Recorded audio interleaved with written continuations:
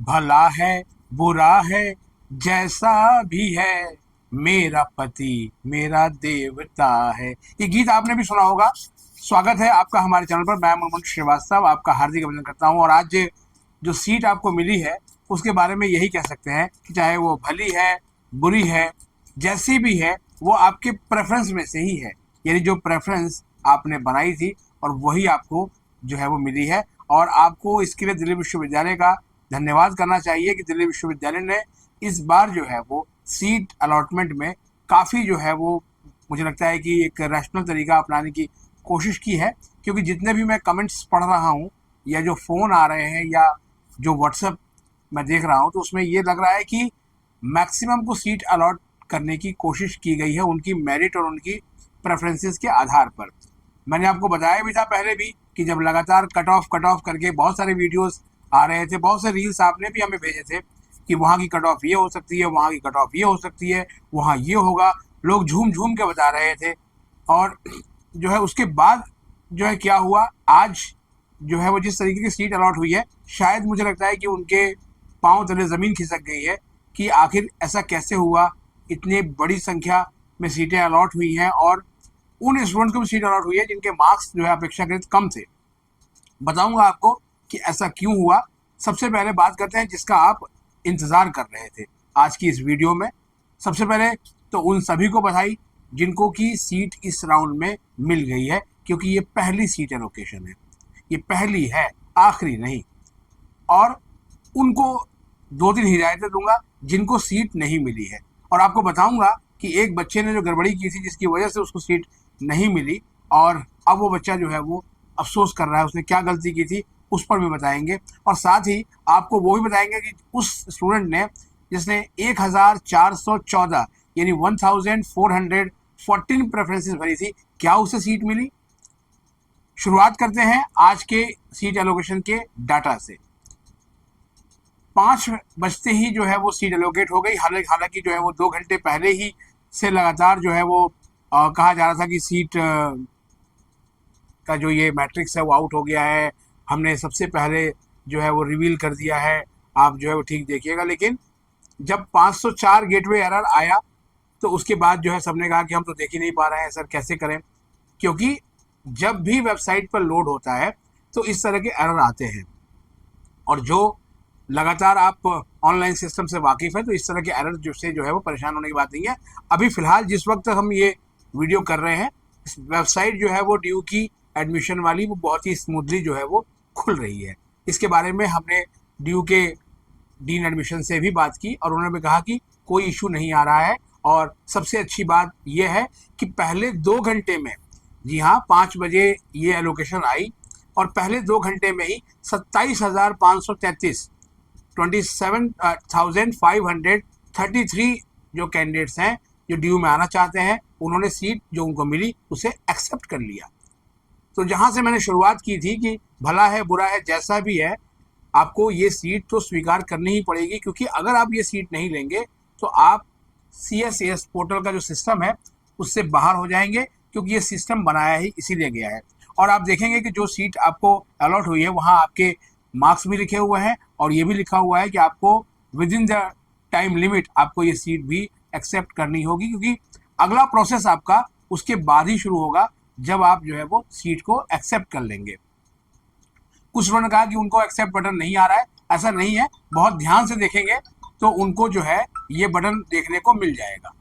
और अभी सभी जो स्टूडेंट्स का है वो हो रहा है, इसीलिए मैं इंतज़ार कर रहा था कि कुछ डेटा जो है वो रिवील हो और वो आपके साथ शेयर करें, इसीलिए मैं थोड़ा लेट जो है वो आया आपके साथ। और मुझे बड़ी खुशी ये हो रही थी कि जो नॉर्मलाइजेशन के चाबुक से आप लोग परेशान थे CUT का जब रिज़ल्ट आया था, और वो मुझे बहुत अंदर तक खिला गया था। और उस पर आपने देखा भी होगा कि मैंने एक स्पेशल वीडियो भी की थी और मैंने कहा था कि दिल्ली विश्वविद्यालय में इस बार जो है नॉर्मलाइजेशन का असर आपको देखने को मिलेगा, और वही मिला भी।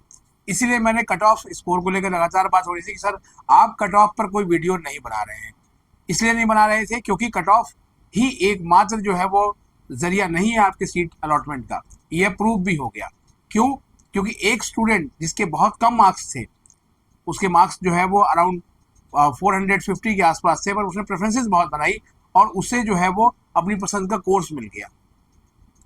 जिस स्टूडेंट की मैं बात कर रहा था जिसने 1414 जो है वो प्रेफरेंस बनाई थी और उसे बीकॉम ऑनर्स कोर्स की तलाश थी, उसको भी जो है वो अपनी पसंद का कोर्स मिल गया, अपनी पसंद का कॉलेज नहीं मिला है। अब जो है वो उस कैंडिडेट ने कहा है कि आप अपने मुझे मेरा कॉलेज ना बताएं, इसलिए मैं उनका कॉलेज जो है वो नहीं बताऊंगा, लेकिन उसको भी सीट मिल गई है। और एक स्टूडेंट जिसने प्रेफरेंस तो बनाई, बहुत अच्छे से बनाई और अराउंड 150 के आसपास उसने प्रेफरेंसेस बनाई, लेकिन सिमुलेटेड रैंक देखकर और कुछ जो है वो सोशल मीडिया में इंस्टाग्राम रील्स देखकर, कहीं से भी नॉलेज लेके उसने अपनी जो प्रेफरेंसेस को रिशफल कर दिया जिस दिन फाइनल लॉक होनी थी। और नतीजा क्या हुआ कि उसको जो है कोई सीट अलोकेट नहीं हुई।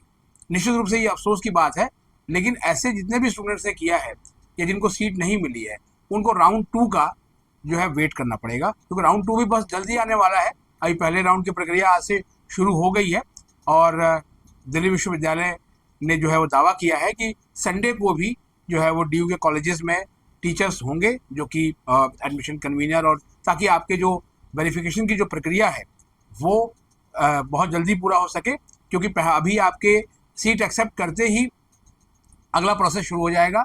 आपके जो डॉक्यूमेंट्स हैं वो कॉलेजेस को भेज दिए जाएंगे डीयू के एडमिशन ब्रांच की तरफ से, और वहाँ पर जो है वो एडमिशन कन्वीनर उनको देखेंगे, आपकी एलिजिबिलिटी और तमाम चीज़ों को चेक करेंगे, और उनके चेक करने के बाद वेरीफाइड बाय लिखने के बाद वो अगले स्टेप पे जाएगा, और जहाँ फाइनल कोऑर्डिनेटर्स को वेरीफाई करेंगे, और फिर लास्ट में उस कॉलेज का प्रिंसिपल, जो कि मान लीजिए कि एग्जाम्पल के लिए आपका मिरांडा हाउस कॉलेज में किसी कोर्स में जो है नाम आया है, और वहाँ के एडमिशन कन्वीनर और तमाम स्टेज पर आपके एप्लीकेशन मूव करने के बाद जब पहुँचेगा फाइनल, तो कॉलेज की प्रिंसिपल जो कि आजकल प्रोफेसर विजय लक्ष्मी नंदा है, जब वो अप्रूव करेंगे उसके बाद आपको फी लिंक जनरेट होगा। ऐसे ही हर कॉलेज का भी है। तो डीयू के तमाम कॉलेजेस जो है वो कल उनके लोग लगातार आपको जो है वो कोशिश करेंगे, इसलिए अपने डैशबोर्ड पर नज़र बना के ज़रूर रखिएगा कि जो भी क्वेरी होगी वो आपके डैशबोर्ड पर आएगी।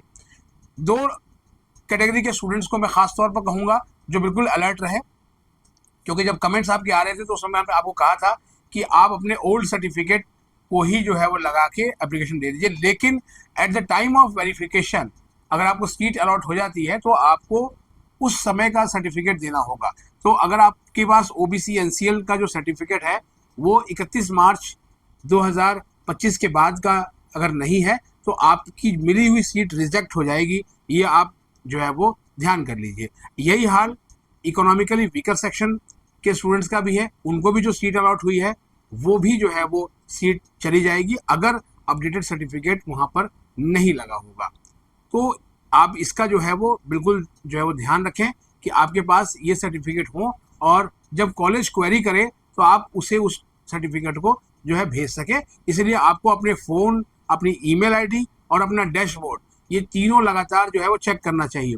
एक पेरेंट ने मुझे फ़ोन करके बताया कि सर आज सुबह से ही जो है वो लैपटॉप खोल के बैठे हुए हैं, और ये स्थिति तो हम जो है वो लगातार सीयूटी के समय से ही कर रहे हैं, हर समय जो है वो स्क्रीन पे बने रहना। हमने कहा बस अगर आपको सीट मिल गई है तो अब आप कुछ घंटे आप जो है वो स्क्रीन पर ज़रूर बिताएं, ताकि जो है वो अगर कहीं पर कोई क्वेरी आती है तो सबका एक टाइम फ्रेम है, उस टाइम लाइन को आपको जो है वो मिस बिल्कुल नहीं करना है। ये आप बिल्कुल ध्यान रखिएगा, क्योंकि अगर आप CSCS पोर्टल से बाहर हो गए अपनी किसी गलती की वजह से तो आप इसमें दोबारा एंटर जो है वो नहीं कर पाएंगे। फिर अगर मिड एंट्री होती है तो वहीं पर आपको मौका मिलेगा और आपको फिर से रजिस्ट्रेशन करना पड़ेगा मिड एंट्री के लिए, तब आप आएंगे। उस समय तक ये सीट बचेगी या नहीं बचेगी ये कोई भी नहीं कह सकता है। तो इसलिए आप ऐसी कोई भी गलती ना करें। यही हिदायत जो है डीयू के dean admissions professor Hanif Gandhi ji ने भी दिया है कि आप जो है वो सीट को एक्सेप्ट ज़रूर करें, क्योंकि बिना सीट एक्सेप्ट किए हुए आप जो है वो आगे प्रोसीड नहीं कर पाएंगे। अब बात करते हैं फाइनली कि आज कितनी सीट्स एलोकेट हुई।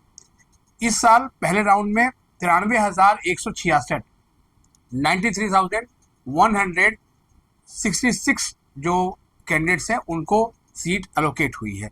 अगर आप बीते साल की बात करेंगे तो उसके मुकाबले ये संख्या 4,221 कम है, 4,221 कम सीट्स हैं।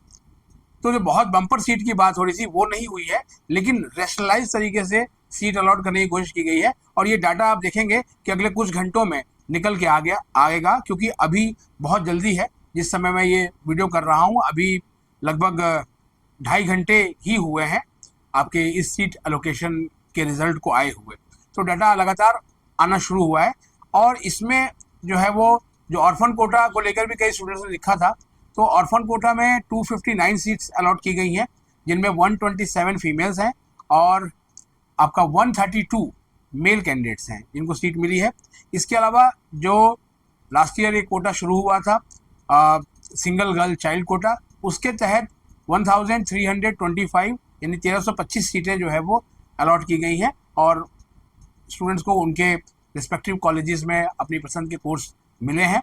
तो आप ये सोच रहे होंगे कि अब जो ECA के ट्रायल्स हो रहे हैं और इसके बाद स्पोर्ट्स के ट्रायल शुरू होंगे, तो उनका जो एडमिशन उनका थर्ड राउंड के साथ ही जो है वो उनका रिजल्ट आता है। अभी ECA के ट्रायल्स लगातार चल रहे हैं, आपने देखा भी होगा, ECA का हमने कवर भी किया ट्रायल को माता सुंदरी कॉलेज में। ऐसे ही अलग अलग कॉलेजेस में अलग अलग विधाओं में ट्रायल्स चल रहे हैं। कोशिश करेंगे कि आपको हम बहुत सारे जो है इस तरीके के जो है वीडियोस लेकर आ पाए, कहाँ कैसे ट्रायल्स चल रहे हैं या उनमें किन बातों का और ध्यान रखना है। फिलहाल तो आज के लिए आज का जो ये रात है ये उन स्टूडेंट्स के लिए एक जश्न की रात ज़रूर है कि भाई गाएं झूम झूम के कि उनको एक सीट मिल गई, क्योंकि ड्यू में एक अदद सीट पाने की तमन्ना के लिए ही आप जो है वो CUT की तैयारी कर रहे थे और CUT की तमाम दिक्कतों के बाद भी आपने जो है वो परफॉर्म किया। परफॉर्म करने के बाद नॉर्मलाइजेशन में आपके बिल्कुल नंबरों पे तलवार चल गई और उसके बाद जो है वो अब आपको जो है वो सीट मिल गई, तो खुश होइए। और जिनको सीट मिली है वो संतुष्ट नहीं है इस सीट से, तो उसमें कोई उनको चिंता करने की बात नहीं है। आगे उनको अपग्रेड करने का मौका मिलेगा। सीट आपकी अपग्रेड होगी कि नहीं होगी ये पता नहीं है, लेकिन फिलहाल तो अच्छा बुरा जो भी आपकी प्रेफरेंसेस में से मिला है वो आपको एक्सेप्ट करना ही होगा। तो फिर आज के लिए जो है वो इतना ही। और जिन स्टूडेंट्स को सीट नहीं मिली है उनके लिए हिदायत मैं ये जरूर दूंगा कि उनको अभी कहीं अप्लाई नहीं करना है, कहीं पर कुछ नहीं करना है। सिर्फ जब अभी राउंड 2 आएगा तो उसके पहले जो है वो आपको वैकेंट सीट्स दिखेंगी और वैकेंट सीट्स के बाद जो है फिर आप अप्लाई करेंगे और उसके बाद जो है वो आपका अगले राउंड का रिजल्ट आएगा। तो इसलिए बहुत परेशान मत होइए, कोशिश करिए कि अपने माइंड को आप कूल रखें। आपकी जगह पर मैं भी शायद हूँ तो मुझे भी जो है वो बहुत बुरा लगेगा। एक स्टूडेंट ने कमेंट भेजा था इस वीडियो को जब मैंने शुरू किया था, उसने लिखा कि उसको जाकिर हुसैन दिल्ली कॉलेज मिला है। जाकिर हुसैन दिल्ली कॉलेज बहुत अच्छे कॉलेजों में से एक है और सबसे अच्छी बात है कि मैं आपका सुपर सीनियर हूँ। मैंने जाकिर हुसैन दिल्ली कॉलेज से ही पॉलिटिकल साइंस ऑनर्स किया था और उसके बाद फिर मैंने आगे की अपनी फर्दर स्टडी पूरी की थी। तो इसलिए आप किसी के बहकावे में ना जाए, अगर आपको सीट मिली है तो आप उसे एक्सेप्ट करें। ये कॉलेज सेंट्रली लोकेटेड है, नई दिल्ली मेट्रो स्टेशन के पास बिल्कुल स्थित है। दिल्ली गेट और नई दिल्ली का जो मेट्रो स्टेशन है वो बिल्कुल इस कॉलेज को कैटर करता है। आप दोनों में से कहीं से आ सकते हैं, बसेस से भी वेल कनेक्टेड है और उसके आसपास के एरिया में दरियागंज और ये सब है, वहाँ आपको अच्छे पीजीज भी मिल जाएंगे। तो इसलिए अभी इसमें बात करेंगे पीजीज पे। आज तो फिलहाल के लिए इतना ही। अगर चैनल पर नए हैं तो चैनल को सब्सक्राइब कर लें और इसे अपने दोस्तों के भी शेयर करें। मिलते हैं एक और एपिसोड के साथ, तब तक के लिए नमस्कार।